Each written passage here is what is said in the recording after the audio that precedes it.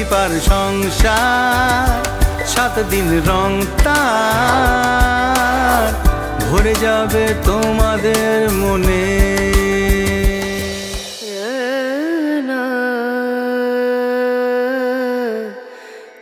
Arise, awake and stop not till the goal is reached. আমার তো গোল এটাই, আপনাদের ভালো ভালো রান্না করে খাওয়ানো।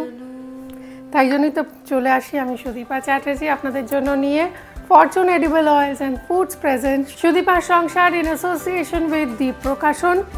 আজকের দিনটা না একটু স্পেশাল। আমার মতো যারা বড়নগরে বড় হয়েছে, মানে আমার তো ছেলেবেলা কেটেছে বড়নগরের গঙ্গার ঘাটে বেশিরভাগ সময় কাটতো। আর আমাদের বাড়িটা গঙ্গা থেকে খুব বেশি দূরে নয়, তো ফলে আমাদের বাড়ির ছাদ থেকেই দেখা যেত বেলুড় মঠের চূড়া। বেলুড় মঠে কখনো কিছু হলে আমরা সেটা টের পেতুম, কেননা ওখানে বাজি পোড়ানো হতো, ওখানে 25শে ডিসেম্বর অনুষ্ঠান হতো, আমরা জাস্ট লঞ্চে করে এপার ওপার। তো সেই জন্য না আজকের দিনটা বেলুড় মঠে আমরা যাবই। 12ই জানুয়ারি আজকে তো যেতেই হবে বেলুড় মঠ, কেননা আজ স্বামীজির জন্মদিন।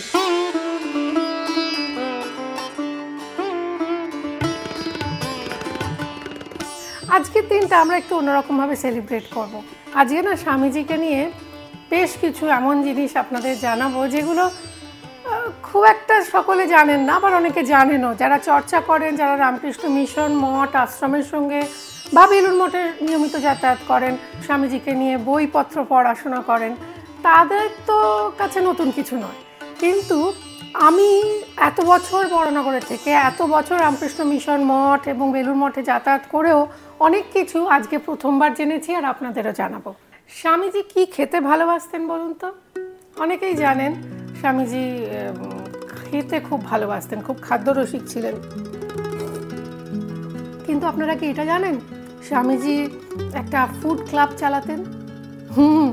লোভী ক্লাব বলে একটি ফুড ক্লাব চালাতে শুরু করেছিলেন স্বামী বিবেকানন্দ স্বয়ং। এবং তিনি অনেক ফ্রেঞ্চ বই কিনেছিলেন ফরাসি খাবার দাবার বানাবেন বলে, এবং কড়াইশুঁটি আর পাঁঠার ঘিলু দিয়ে একটা ব্রেন মশালা তৈরি হতো, সেটা ওনার খুব ফেভারিট ছিল। এবং ছেলেবেলা থেকে তিনি কচুরি সবজি খেতে ভালোবাসতেন, ও বাঙালি স্টাইলের। চা তো ওনার ফেভারিট ছিল। তার সঙ্গে সঙ্গে মাখন ভাত, ঘি দিয়ে চিনি দিয়ে একটু মিষ্টি মিষ্টি পোলাও, তারপর মোচা, মাছ মাংস সবই খেতেন, কিন্তু ইলিশ মাছটা তার খুব ফেভারিট ছিল। তো এহেন ইলিশ মাছ আজকে আমরা বানাবো, কিন্তু তার আগে করজোরে সকলের কাছে অনুরোধ, প্লিজ আমাদের চ্যানেলটা যারা এখনও সাবস্ক্রাইব করেননি সাবস্ক্রাইব করুন, কেননা এখানে অনেক নতুন নতুন শুধু রান্না নয়, রান্নার ওরিয়েন্টেড অনেক কিছু জানতে পারবেন। আর এটাই একমাত্র বোধহয় রান্নার শো বাংলায় যেখানে আপনি যা যা আমি ব্যবহার করছি সেই প্রোডাক্টগুলোরও হদিশ পেয়ে যাবেন, মানে কোথায় কিনতে পাওয়া যায় প্রোডাক্ট লিঙ্কে থাকে। ইলিশ মাছ দিয়ে পালং শাক দিয়ে আজকে একটা রেসিপি আপনাদের জন্য নিয়ে এসেছি, একেবারে নতুন, আগে কখনো খাননি, এটুকু গ্যারেন্টি দিতে পারি। চলুন তাহলে শুরু করি আজকের রেসিপি। আর মাঝখানে থাকবে অনেক অজানা তথ্য স্বামী বিবেকানন্দ সম্পর্কে।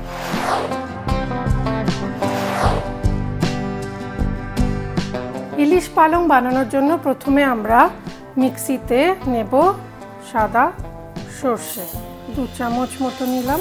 এর মধ্যে নেব 1 চামচ কালো সর্ষে, ওকে, 2 চামচ পোস্ত। পোস্তটা ভালো দেখে কিনবেন, 2 পয়সা বেশি দিয়ে কিনবেন কিন্তু ভালো পোস্ত কিনবেন, ওকে। না, পোস্ত 1 চামচ, 3 চামচ পোস্ত দিলাম। আর দেব 2 কাঁচা লঙ্কা, নুন আর একটুখানি সর্ষের তেল। আমরা ব্যবহার করছি ফরচুন কাচিঘানি পিওর মাস্টার্ড অয়েল।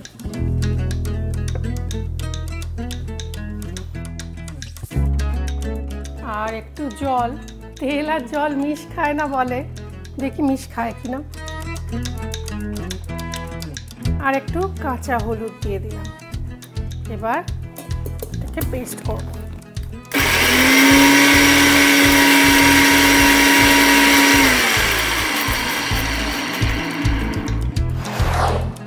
বাটা হয়ে গেছে।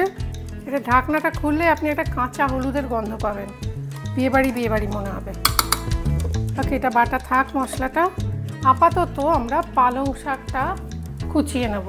আচ্ছা, ছোট পাতা মানে একদম টাটকা, এটাই সবচেয়ে টেস্টি হয়। ওকে, তো আমরা প্রথমেই এগুলো বাদ দিয়ে দিই। এগুলো কিন্তু পুঁতে দিলে আবার গাছ হয়। পালং শাক ধোয়া আছে একদম পরিষ্কার করে। এবার আমরা এটাকে কুচোবো, ডাঁটাগুলোও দেবো, এগুলো খুব ভাল লাগে খেতে। পুরো গরম ভাতটা না এটা দিয়েই খাওয়া হয়ে যায়। আর ইলিশ মাছটা একটু রেখে রেখে খাই। শীতকালে সরস্বতী পুজোর আগে আমাদের বাড়িতে ইলিশ মাছ খাওয়া হয় না, কিন্তু আপনাদের তো খান, আপনাদের জন্য তো বানাবো। আর যেখানে স্বামীজি এত ভালোবাসতেন খেতে, আজকের দিনে ইলিশ মাছ বানাবো না তা কি হয়? এইবার আমরা নিয়ে নেব ফরচুন কাচ্চি ঘানি পিওর মাস্টার্ড অয়েল। আমাদের দেখবেন লিঙ্ক শেয়ার করেছে, ওখান থেকেও পেয়ে যাবেন কিনতে, ফ্লিপকার্ট বা অ্যামাজনে। আমি কি করি, ওপরের যেটা দিয়ে সিল কাটে ওটাকে উল্টো করে ঢুকিয়ে রাখি, দেখুন। তাহলে কি হয়, এটা দিয়ে তেল কম পড়ে, মানে একসাথে হুড়হুড় করে অনেকটা তেল পড়ে গেল সেরকম কোনো সম্ভাবনা থাকে না। এইবার যেটা করব, আমরা রসুনগুলো একটু থেঁতো করে নেব। এবার আপনারা বলতেই পারতেন সুদীপা এটা তো আগেই করে রাখা যেত। ঠিকই যেত, কিন্তু যেটা সমস্যা হতো সেটা হচ্ছে ফ্রেশনেস। সঙ্গে সঙ্গে আপনি থেঁতো করে রান্নায় দেবেন, তার যে আরোমা সেটা পাবেন না। এই থেঁতো করলাম, এই দেখুন, এক্ষুনি থেঁতো করব, এক্ষুনি কড়াইয়ে দিয়ে দেবো। তার টেস্ট বা আরোমা অন্যরকম হবে। আচ্ছা, রসুনটা দেওয়ার পর আমরা শাকটা দিয়ে দেবো।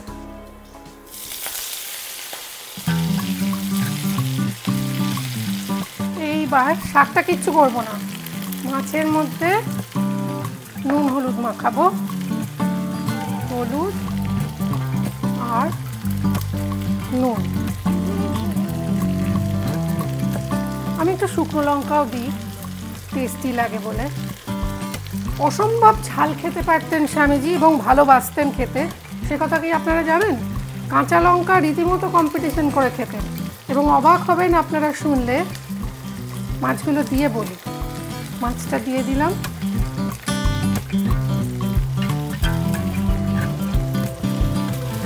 বড়নগরে যে রামকৃষ্ণ মঠ, সেই রামকৃষ্ণ মঠে যখন রামকৃষ্ণদেব চলে গেলেন, তো সেই সময় খাওয়া দাওয়া নিয়ে বিরাট একটা সংশয় ছিল।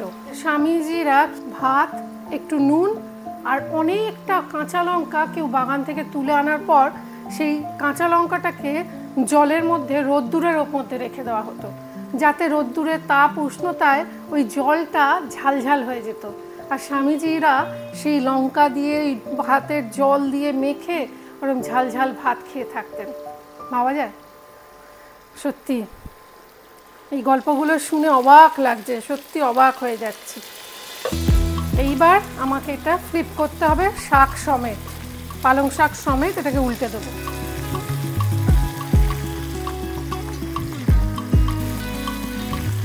আমি এটার মধ্যে আরেকটুখানি জল দিয়ে এটাকে একটু পাতলা করে ওই জলটাই এর মধ্যে দেব। এটা একদম পেস্ট হয়ে গেছে, এটাতে আরেকটু জল দিয়ে এটাকে একটু পাতলা করে নিই। কিচ্ছু না, সিম্পল।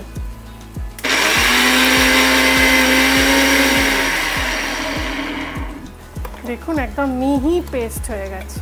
এইবার এটাকে আমরা এর ওপর দেব। প্রত্যেকটা মাছের গায়ে গায়ে একটু করে দেবেন। এটা টিফিন বক্সেও বানাতে পারেন, ভাপিয়ে পুরোটা। মিক্সির সমস্ত মশলাটা দিয়ে দিলাম, দিয়ে এটাকে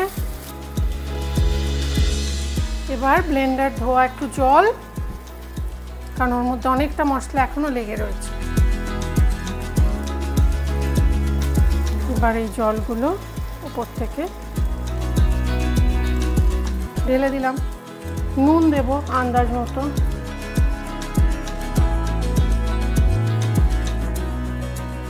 আচ্ছা, কাঁচা লঙ্কা একটা, দুটো, তিনটে, চারটে মাছের জন্য চারটে দিলাম। স্বামীজি ঝাল খেতে ভালোবাসতেন বলে। আপনার যদি মনে হয় না আপনি ঝাল কম খাবেন, কম দেবেন। আমি ইচ্ছে করে চিড়ে দিইনি, কেননা যার ভালো লাগবে সে সুন্দর করে খাবে। ও ঠিক আছে না, আসল কাজটাই ভুলে গেছি।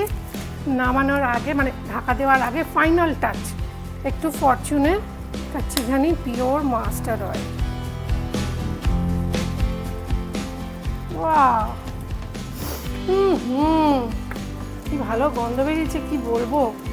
ঢাকা দিয়ে আঁচ কমিয়ে মিনিট 7 বাস তুলে নরম। আর আমি খেয়ে দেখাতে পারবো না, কেননা আমাদের সরস্বতী পুজোর আগে ইলিশ মাছ খেতে নেই। আপনারা খেয়ে বলবেন কেমন হয়েছে। কিন্তু তার আগে মানে রান্নাটা সার্ভ করার আগে আরেকটা গল্প আপনাদের বলবো, বাঘার গল্প। স্বামীজির ফেভারিট বাঘার গল্প, বাঘার লায়ন দুজনে স্বামীজির ভীষণ প্রিয় ছিল। তাদের গল্প শোনার আগে চলুন একটু বেলুড় মঠ থেকে ঘুরে আসবেন নাকি।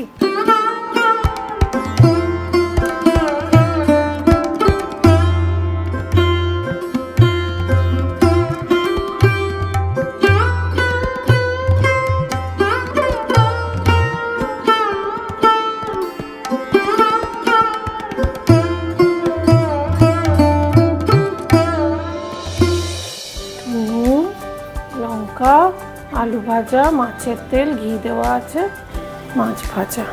ওকে, এটাতেও একটু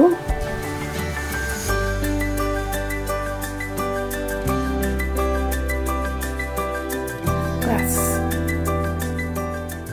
কমপ্লিট।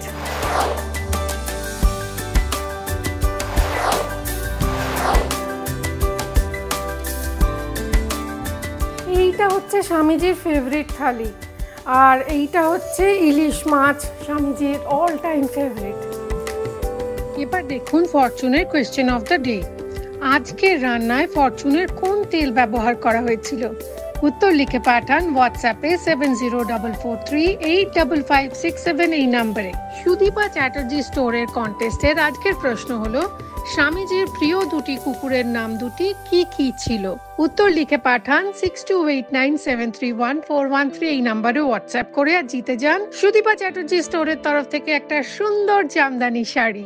স্বামীজির দুজন ফেভারিট ছিল, একজন লায়ন, একজন বাঘা, দুটোই সারমেয়। এবং তার মধ্যে বাঘা বেশি ফেমাস এই কারণে, কারণ বাঘা দুষ্টুমি বেশি করত, আর বাঘা ভীষণ প্রিয় ছিল স্বামীজির যারা ভক্ত তাদের কাছে। একবার হয়েছে কি, স্বামীজির জন্য কলের জল ধরে নিয়ে আসতেন হরিপদ ঠাকুর, তিনি সেই জল দিয়ে স্বামীজি পুজো আর্চা করতেন। একবার হয়েছে যতবার হরিপদ ঠাকুর জল নিয়ে আসছে বাঘা ততবার সেই জল নষ্ট করে দিচ্ছে। শেষে স্বামীজি রাগ করে বলে, বাঘাকে ওই পারে ছেড়ে দিয়ে চলে এসো। যেমন কথা তেমন কাজ, বাঘাকে ওই পারে ছেড়ে দিয়ে আসা হয়। কিন্তু সে অল্প কিছুক্ষণের ব্যাপার, ঘন্টাখানেকের মধ্যেই বাঘা আবার মঠে এসে হাজির। কোথা থেকে এলো, কিভাবে এলো? বাঘাকে আসলে সবাই চিনত স্বামীজির কুকুর বলে, এবং বাঘা নৌকায় চড়ে খেয়া পারাপার করে চলে এসছে। স্বামীজি তাতে আরও রেগে যায়, আমার আদেশ অমান্য করেছে, ওকে আবার দিয়ে এসো।